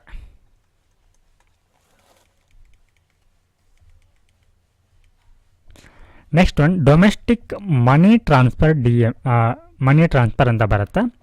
ಏನಿದು DMT ಅಂತ ಅಂದರೆ ಅರ್ಥ ಮಾಡ್ಕೋಣ. ಸೊ ಇದರ ಒಂದು ಉದ್ದೇಶ ಅಂದರೆ reserve bank of India in revise framework for domestic money transfer ಅಂದರೆ ಸ್ಥಳೀಯವಾಗಿ ಹಣಕಾಸು ವರ್ಗಾವಣೆ ಮಾಡುವುದರ ಕುರಿತು ಇದ್ದಂತಹ ನೀತಿಗಳನ್ನ ಏನು ಮಾಡಿದೆ ಅಂತಂದರೆ ಇವಾಗ ರಿವ್ಯೂವನ್ನು ಮಾಡಿದೆ. ಸೊ ಇದರ ಉದ್ದೇಶ regulate money transfer service offered by the regulated entities in India. ಅಂದರೆ ರೆಗ್ಯುಲೇಟೆಡ್ ಎಂಟಿಟೀಸ್ ಅಂದರೆ ಕಮರ್ಷಿಯಲ್ ಬ್ಯಾಂಕ್ ಆಗಿರ್ಬೋದು ಅಥವಾ ಹಣಕಾಸೇತರ ಸಂಸ್ಥೆಗಳು ಏನು ಇಲ್ಲಿ ಹಣಕಾಸಿನ ಸೇವೆಯನ್ನು ನೀಡುತ್ತಲ್ವ, ಅವುಗಳನ್ನ ಮಾನಿಟರ್ ಮಾಡುವಂಥ ಉದ್ದೇಶವನ್ನು ಈ ಡೊಮೆಸ್ಟಿಕ್ ಮನಿ ಟ್ರಾನ್ಸ್ಫರ್ ಅನ್ನುವಂಥದ್ದು ಹೊಂದಿದೆ. So next one financial inclusion index ಅಂತ ಬರುತ್ತೆ. ಈ ಒಂದು ಇಂಡೆಕ್ಸನ್ನು ಯಾರು ರಿಲೀಸ್ ಮಾಡ್ತಾರೆ ಅಂತಂದರೆ RBIನವರು ರಿಲೀಸ್ ಮಾಡ್ತಾರೆ. ಸೊ ಇಲ್ಲಿ ಈ ಫೈನಾನ್ಷಿಯಲ್ ಇನ್ಕ್ಲೂಷನ್ ಇಂಡೆಕ್ಸ್ನ ಬಗ್ಗೆ ನೋಡೋದಾದರೆ, so details of banking, it is a comprehensive index incorporating details of banking, investment, insurance, postal as well as the pension sector. So ಇದರಲ್ಲಿ ಈ ಒಂದು ಇಂಡೆಕ್ಸಲ್ಲಿ ಯಾವುದರ ಕುರಿತು ಇಲ್ಲಿ ಮಾಹಿತಿ ಇರುತ್ತೆ ಅಂತಂದರೆ ಬ್ಯಾಂಕಿಂಗ್ ವ್ಯವಸ್ಥೆ ಬಗ್ಗೆ, ಹೂಡಿಕೆಯ ವ್ಯವಸ್ಥೆ ಬಗ್ಗೆ, ವಿಮೆಯ ಬಗ್ಗೆ ಮತ್ತು ಇಲ್ಲಿ ಪಿಂಚಣಿಯ ವಲಯದ ಕುರಿತು ಇಲ್ಲಿ ಮಾಹಿತಿಯನ್ನು ನೀಡಲಾಗತ್ತೆ. So next one new SEBI guidelines for credit rating agency. ಅಂದರೆ ಸೆಬಿ ಅವರು ಏನು ಮಾಡಿದ್ದಾರೆ ಅಂತಂದರೆ ಈ ಕ್ರೆಡಿಟ್ ರೇಟಿಂಗ್ ಏಜೆನ್ಸಿಗಳಿಗೆ ಇಲ್ಲಿ ಒಂದಿಷ್ಟು ಹೊಸ ಮಾರ್ಗಸೂಚಿಗಳನ್ನ ತಂದಿದ್ದಾರೆ.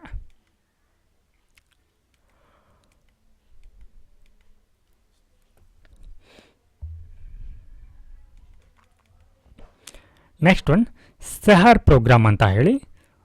ಸೊ ಈ ಒಂದು ಯೋಜನೆ ಉದ್ದೇಶ ಏನಂತಂದರೆ ಇದು ಮಹಿಳಾ ಸಬಲೀಕರಣಕ್ಕಾಗಿ ತಂದಿರುವಂಥ ಒಂದು ಯೋಜನೆ ಆಗಿದೆ ಸಹರ್ ಪ್ರೋಗ್ರಾಮ್ ಅನ್ನುವಂಥದ್ದು. Next one survey of incorporated enterprises in India. So ಇಲ್ಲಿ ಕಾರ್ಪೊರೇಟೆಡ್ ಎಂಟರ್ಪ್ರೈಸಸ್ ಅಂತಂದರೆ ಏನು ಅಂತ ಅರ್ಥ ಮಾಡ್ಕೊಳ್ಳೋಣ. So it is a producer unit, ಅಂದರೆ ಇದು ಒಂದು ಉತ್ಪಾದನಾ ಘಟಕವಾಗಿದೆ. So which is not incorporated as a legal entities separated from the owner. ಅಂದರೆ ಇದನ್ನು ನಾವು ಒಂದು ಕಾನೂನುಬದ್ಧ ಸಂಸ್ಥೆಯಾಗಿ ಪರಿಗಣಿಸೋದಿಲ್ಲ. ಬದಲಿಗೆ ಇದೇನಿರುತ್ತೆ ಅಂತಂದರೆ ಆ ಒಂದು ಓನರ್ ಏನಿಂದ ಏನಿರುತ್ತೆ ಅಂತಂದರೆ ಇದು ಸಪ್ರೇಟ್ ಆಗಿರುತ್ತೆ, ಪ್ರತ್ಯೇಕವಾಗಿರುವಂಥ ಒಂದು ಸಂಸ್ಥೆಯಾಗಿದೆ ಅಂತ. The fixed and the other assets used in unincorporated enterprises ಅಂದರೆ ಈ ಏನು ಅಸೆಟ್ ಬರುತ್ತಲ್ವಾ, ಸೊ ಅಥವಾ ಈ ಒಂದು ಕಂಪನಿ ಇರುತ್ತಲ್ವಾ, ಸೊ ಇದರಲ್ಲಿ ಏನಿರುತ್ತೆ ಅಂತಂದರೆ ಇದನ್ನು ಯಾರು ಬಳಕೆಯನ್ನು ಮಾಡ್ತಿರ್ತಾರೆ ಅಂತಂದರೆ ಉದ್ಯಮಿಗಳು ಅಥವಾ ಉದ್ಯೋಗಿಗಳು ಇದನ್ನು ಹ್ಯಾಂಡಲ್ ಮಾಡ್ತಿರ್ತಾರೆ. ಎಸ್, ಸೊ ಇಲ್ಲಿ ಈ ಟ್ರಾನ್ಸಾಕ್ಷನ್ ಅಂತ ಬಂದಾಗ ಇದರಲ್ಲಿ ಯಾರು ಇನ್ವಾಲ್ವ್ ಆಗಿರ್ತಾರೆ ಅಂತಂದರೆ ಎಂಟರ್ಪ್ರೈಸಸ್ ಆಗಿರೋದಿಲ್ಲ, ಬದಲಿಗೆ ಇಲ್ಲಿ ಓನರ್ಗಳೇ ಆಗಿರ್ತಾರೆ. ಕೀ ಹೈಲೈಟ್ಸ್ ಆಫ್ ಸರ್ವೆ, ಈ ಒಂದು ಸಮೀಕ್ಷೆಯ ಒಂದು ಪ್ರಮುಖ ಅಂಶಗಳನ್ನ ನೋಡೋದಾದರೆ ಈ ರೀತಿಯ ಒಂದು ಅನ್ಕಾರ್ಪೊರೇಟೆಡ್ ಎಂಟರ್ಪ್ರೈಸಸ್ ಅನ್ನುವಂಥದ್ದು ಎಲ್ಲಿ ಹೆಚ್ಚಾಗಿ ಕಂಡುಬರುತ್ತೆ ಅಂತಂದರೆ ಉತ್ತರ ಪ್ರದೇಶ, ವೆಸ್ಟ್ ಬೆಂಗಾಲ್ ಮತ್ತು ಮಹಾರಾಷ್ಟ್ರದಲ್ಲಿ ಕಂಡುಬರುತ್ತೆ. ಹಾಗೆ ಈ ಇನ್ಕಾರ್ಪೊರೇಟೆಡ್ ಎಂಟರ್ಪ್ರೈಸಸ್ಗಳಲ್ಲಿ ಮಹಿಳಾ ಉದ್ಯಮಿಗಳ ಪಾಲು ಎಷ್ಟಿದೆ ಅಂದರೆ 54% ಇದೆ.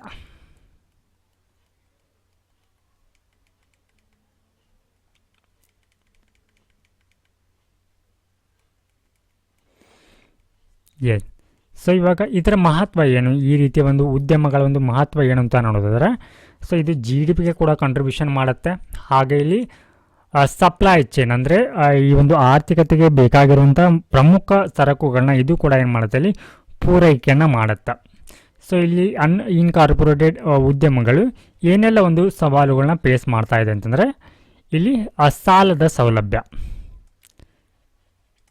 ಹಾಗೆ ಮಿನಿಮಮ್ ರೆಗ್ಯುಲೇಟರಿ ಓವರ್ಸೈಟ್, ಇವುಗಳನ್ನ ಮೇಲಿನ ನಿಯಂತ್ರಣ ಅನ್ನುವಂಥದ್ದು ತುಂಬಾ ಕಡಿಮೆ ಇದೆ.